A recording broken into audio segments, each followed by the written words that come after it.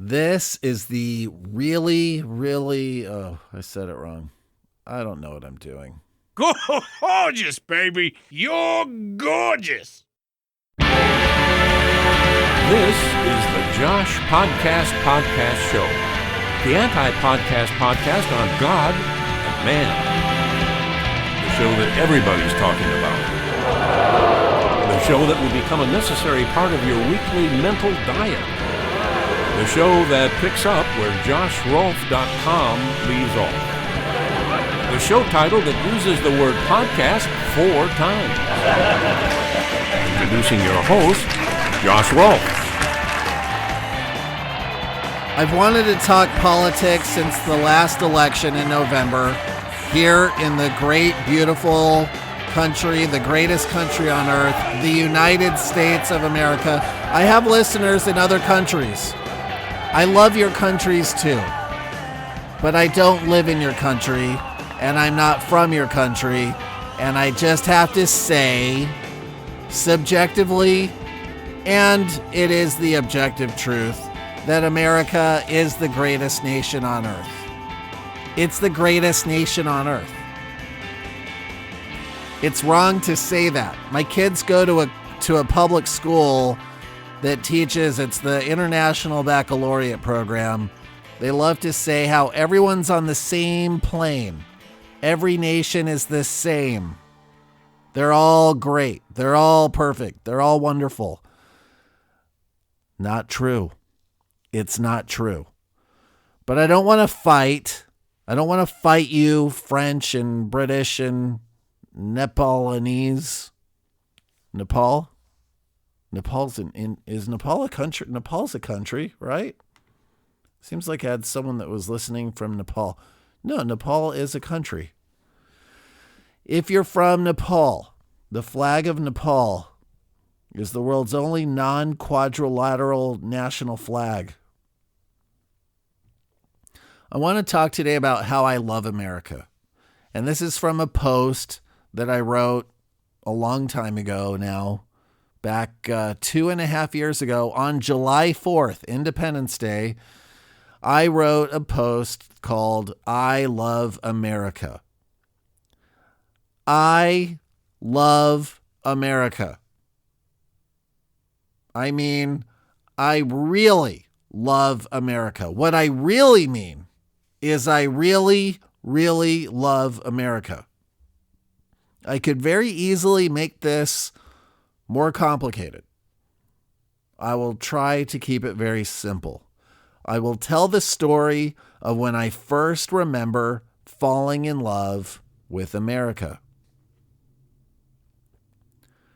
Near the end of the summer of 1983, my parents and 3 younger siblings drove from our home in Lexington, Kentucky, to Salt Lake City, Utah, to visit my grandparents and other relatives. It had been 1 year since we had moved away from my birthplace in Utah. I missed it terribly. I don't remember much about our visit in Salt Lake, but here's what I do remember. A beautiful, sunny, blue sky day, looking out the station wagon's rolled down window to see the St. Louis Arch. When I saw it, something stirred within me. That unique, welcoming structure that overlooks the great Mississippi River was like nothing I had ever seen looking out of the Mercury Bobcat window on our way to Utah. As we drove on, the green hills turned into flat, green farmland that stretched to forever in Kansas. Tell Her About It by Billy Joel had just been released. We heard it a lot as we tuned into the radio stations near the more populated areas. What a great tune. When I hear it now, I remember an old gas pump in central Kansas and snacking on something unfamiliar along the way. The terrain then turned yellow and brown by the time we crossed the state line into Colorado, I marveled at the change in landscape. Late at night, as we weaved through the everlasting hills of the Rocky Mountains, Mom told us a story about Falling Rock. That's a capital F and a capital R, Falling Rock, that I didn't understand, but it romanticized the mountains and made me feel more at home there. 2 or 3 days after leaving our old Kentucky home, we awaited the moment we would see the Salt Lake Valley on the other side of the mountainous trail. I don't remember seeing the valley, but I remember the anticipation. When I went back to school, back in Kentucky, after our trip, Mrs. Johnson, the best teacher in the world, asked us to write about our summer.